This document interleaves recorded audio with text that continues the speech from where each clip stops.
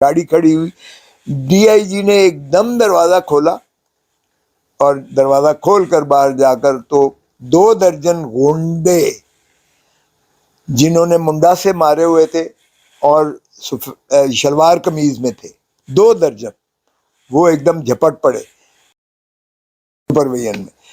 تو ہم نے اس سے زیادہ واضح فیصلہ حکم ہو نہیں سکتا تھا.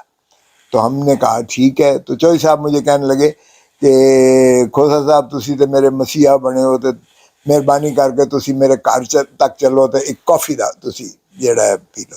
تو چوہی صاحب ہمارے صرف یہ نہیں ہے کہ ان کے ساتھ ہمارا یہ رشتہ ہے وکیل ساحل کا, ہمارا ان کا بہت پرانا ادروائز بھی رشتہ ہے. وہ کئی دفعہ اس گھر میں بھی تشریف لائے ہیں, مختلف اوکیزنس میں, شادیوں میں, غمی میں وہ آتے ہیں. ہم بھی ان کے شادی غمے میں, جو ہمارا ایک دیہاتی تو کیا ایک سوشل اور سماجی ہمارا ایک تعلق داری ہوتی ہے, وہ ہمیشہ رہی ہے. بھلے ہم مختلف جماعتوں میں بھی ہوں, ہمارے ساتھ بھی رہے ہیں, اس میں کوئی شک نہیں ہے.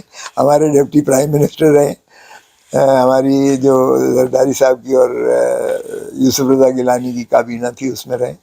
باہر گئے, میں نے کہا چلیں ٹھیک ہے 5 منٹ, میں نے کہا چوہی صاحب 5 منٹ ہی صرف ہوں گے. کہا ٹھیک ہے.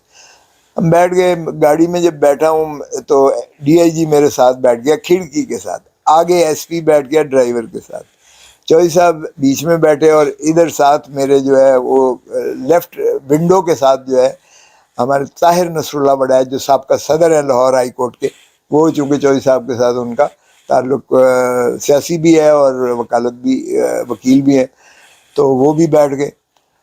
اچھا, چوہی صاحب کے چونکہ بہت سارے چاہنے والے آئے ہوئے تھے اور وزاداری ان کی ماشاءاللہ مشہور ہی ہے سارا, وکلاء بھی بہت تعداد میں تھے, تو وہ نعرے مارتے ہوئے وہ چوہی صاحب کی گاڑی کے ساتھ ساتھ پائیدان پر چڑھ کے وہ ہو گئے, اور ایک قافلہ جو ہے رواں ہو گیا. مال روڈ لیتے ہوئے ہم نہر پر جب مڑتے ہیں, نہر پر تو وہ جو ایف سی روڈ آتی ہے اس کی طرف اگر لیفٹ پر جائیں تو چوہی صاحبان کے گھر ایف سی روڈ آ جاتی ہے, ایف سی کالج کے اپوزٹ چوہی صاحبان کے جو ہے گھر ہیں ان کے.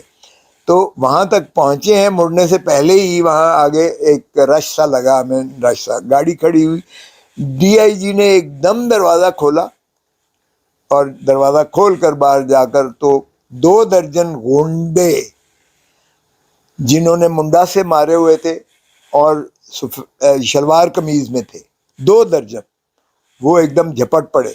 مجھے تو انہوں نے کہا کھوسا صاحب آپ گاڑی سے پلیز نیچے اتر آئیے گا. مجھے تو ظاہر ہے کہ علیحدہ کر کے تو ایک دم جھپٹ پڑے چوہی صاحب پر. چوہی صاحب نے کہا کوئی وارنٹس تو دکھائیں, کس میں لائیں, کوئی وارنٹس نہیں دکھائے. اٹھایا چوہی صاحب کو 2 نے ٹانگوں سے, اور 2 نے جو ہے ادھر سے پیچھے سر اور بازوؤں سے پکڑا, اور اس طرح سے وہ جس طرح کسی بوری کو اٹھا کے تو اس طرح جایا جاتا ہے, وہ اٹھا کے چوہی صاحب کچھ غشی میں بھی آ گئے, چونکہ ظاہر ہے کہ عمر کا تقاضا بھی ہے, صحت کا تقاضا بھی ہے, اور کمزور بھی ہوئے ہیں, اس میں کوئی شائبہ نہیں ہے. 4.5 مہینے سے وہ کسٹڈی میں ہیں, اور مختلف, ایک میں بیل ہوتی ہے, دوسرے میں, تیسرے میں بیل ہوتی ہے, پھر تیسرے میں بیل ہوتی ہے, چوتھے میں, جو آج کل ایک بدقسمتی سے چل رہا ہے. اور یہی وجہ تھی کہ یہ آرڈر کیا جج صاحب نے بھی تنگ آ کر کے بھائی یہ کیا مذاق بنا رکھا ہے آپ نے. باہر نہیں دیکھا ہوتا انہوں نے جناب چوہی صاحب کو اٹھا کے دوسری ایک گاڑی آئی ہوئی تھی اس میں ڈمپ کیا, اور چوہی صاحب کو وہ لے کر چلے گئے. تو یہ آپ اس طرح دیکھیے گا کہ یہ تو پرویز الہی کو گرفتار نہیں کیا ہے, یہ انہوں نے نظام عدل کو گرفتار کیا ہے, انہوں نے پاکستان کے قانون کو گرفتار کیا, انہوں نے پاکستان کے آئین کو گرفتار کیا, انہوں نے پاکستان کی ریاست کو جو ہے گرفتار کیا, اور یہ تضحیق کی ہے, یہ غنڈہ گردی کی بدترین مثال ہے, یہ اغوا ہے, اغوا ہے.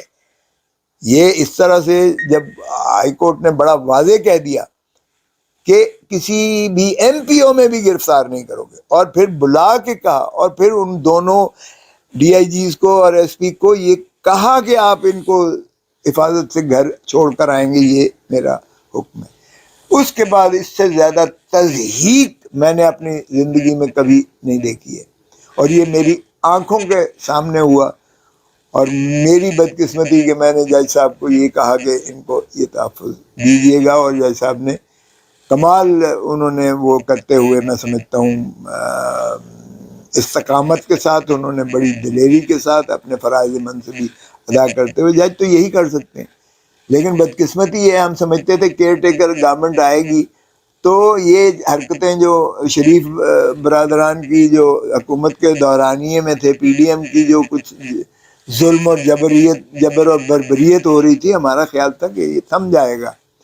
لیکن یہ بالکل اس کا تسلسل ہے. جس طرح آپ کی مہنگائی اسی کا تسلسل ہے، آسمانوں پر بڑھتی چلی جا رہی ہے، اور جس طرح ڈالر کی پرواز بدستور اور بسلسلہ چلتی چلی جا رہی ہے، اور جس طرح آپ کا سٹاک ایکسچینج کریش کر کے جو ہے جا رہا ہے، اور جس طرح آپ کی جو ہے تاجر برادری جو ہے شٹر ڈاؤن ہڑتال کرنے پہ مجبور ہو گئی ہے اس مہنگائی کی. یہ بالکل تسلسل چلا آ رہا ہے. اور آج کا جو حرکت یہ چودھری پرویز الہی والی کی ہے، اس کی تاریخ میں کوئی مثال نہیں ملتی ہے. کم از کم میں ایک اتنی شرمندگی مجھے احساس ہو رہا ہے، مجھے احساس ندامت بھی ہے، غصہ بھی ہے، لیکن اس سے زیادہ بے بسی کا اظہار ہو رہا ہے.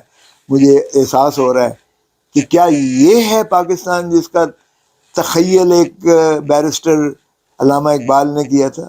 کیا یہ پاکستان ہے جس کا تکمیل جو ہے قائد اعظم محمد علی جناح نے کیا تھا؟ کیا یہ آئین پاکستان ہے جس کو بابا شہید ذوالفقار علی بھٹو نے دیا تھا؟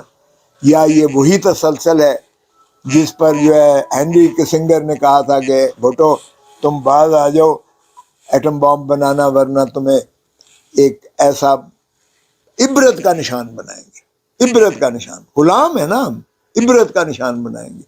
ہم نے ہینری کسنگر کا تو کچھ نہیں کیا، لیکن ہم نے بھٹو کو پھانسی لگا دیا. اور کس نے لگایا؟ گماشتے جو تھے امریکہ کے، ضیاء الحق، مولوی مشتاق. بدقسمتی سے عدلیہ بھی اس میں، جو آج تک سارے اس کو عدالتی قتل کہتے ہیں. اب ہم نے کیا کیا ہے؟ سائفر کا مقدمہ دیکھ لیں. ایک ڈونلڈ لو، وہ تو چلے وہ پھر بھی ہینری کسنگر انٹلیکچوئل بھی تھا اور وہ فرسٹ سیکرٹری بھی تھا، یعنی فارن منسٹر تھا. یہ ڈونلڈ لو ایک چھوٹا سا ڈپٹی سیکرٹری کی لیول کا بندہ جو ہے، یہ ہمارے امبیسڈر کو، مجید کو، امریکہ میں جو پاکستانی امبیسڈر تھا، اس کو کہتا ہے کہ اگر تم نے عمران خان کو چلتا کیا تو امریکہ تمہیں معاف کر دے گا. کیا بات ہے یار! 25 کروڑ عوام کی غیرت اور حمیت کے لیے جس بندے نے ایبسلیوٹلی ناٹ کہا، اور جس بندے نے اس سائفر پر نیشنل سیکیورٹی کاؤنسل کے ذریعے اسٹرانگ ڈیموش دیا کہ یہ بلیٹنٹ انٹرفیئرنس ہے into the affairs of Pakistan کے اندرونی معاملات میں یہ شدید قسم کی مداخلت ہے. اور اس پر ساروں نے متفقہ کہا کہ ایک بڑا سخت قسم کا جو ہے ان کو تنبیہ دی جائے ڈونلڈ لو کو یا امریکہ کو ڈپلومیٹک کور کے ذریعے. اور پھر دوبارہ اس کی تصدیق شہباز شریف